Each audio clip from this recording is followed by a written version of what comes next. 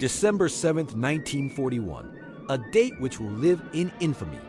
But what really happened on that quiet Sunday morning in Hawaii? The 1970 film Tora, Tora, Tora offers a stunningly accurate depiction of the events leading up to and during the surprise attack on Pearl Harbor. Let's dive into the history behind this cinematic masterpiece and separate fact from Hollywood fiction. The film's title itself, Tora, Tora, Tora, is historically precise. This was the Japanese code phrase, meaning tiger, tiger, tiger, broadcast by the lead pilot Mitsuo Fuchida to signal that complete surprise had been achieved. This wasn't a dramatic invention for the screen. It was the real message confirming the American fleet was caught completely unaware. One of the most compelling aspects shown in the movie is the meticulous planning by the Japanese Imperial Navy. Admiral Isoroku Yamamoto, the strategic mastermind, believed a decisive first strike was essential. He correctly predicted that a war with the industrial might of the United States will be unwinnable in the long run. The film accurately portrays the intense debates and wargaming sessions within the Japanese high command, showcasing their daring plan to use aircraft carriers to project power across the Pacific, a revolutionary concept at the time. They even built a scale model of Pearl Harbor to practice the attack runs. Meanwhile, on the American side, the film highlights a chain of missed opportunities and communication breakdowns. As depicted, the United States had cracked Japan's diplomatic codes and knew an attack was imminent, somewhere. But where? And when? Crucial intelligence was lost in bureaucracy. For instance, the warning from a newly installed radar station on Oahu that detected the incoming wave of Japanese planes was dismissed by a superior officer as a flight of American B-17 bombers that were expected to arrive. This wasn't a plot device. It was a tragic reality of that morning. The attack itself unfolded in two waves, just as the movie shows.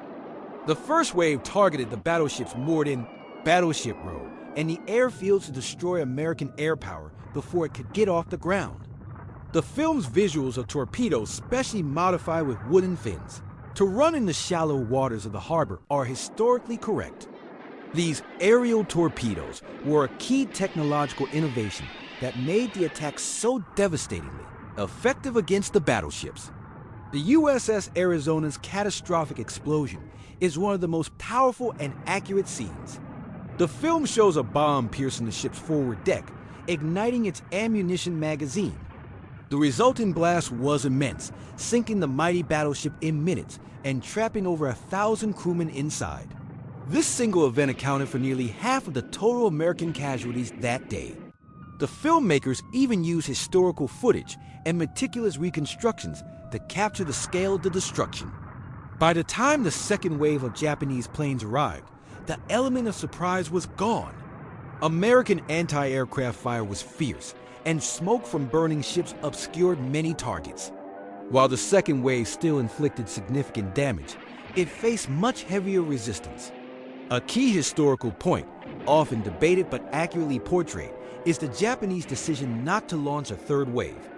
This would have targeted the naval base's fuel depots and repair facilities. Destroying them could have crippled the U.S. Pacific Fleet for a year or more. But, fearing the unknown location of American carriers and mounting pilot losses, the Japanese commanders decided to withdraw. In just under 2 hours, the attack was over. The United States was officially and irrevocably drawn into World War II. The film Tora, Tora, Tora stands as a powerful historical document, not just a movie. It respects both sides of the conflict, focusing on the strategic decisions and fatal miscalculations that led to one of the most pivotal moments of the 20th century.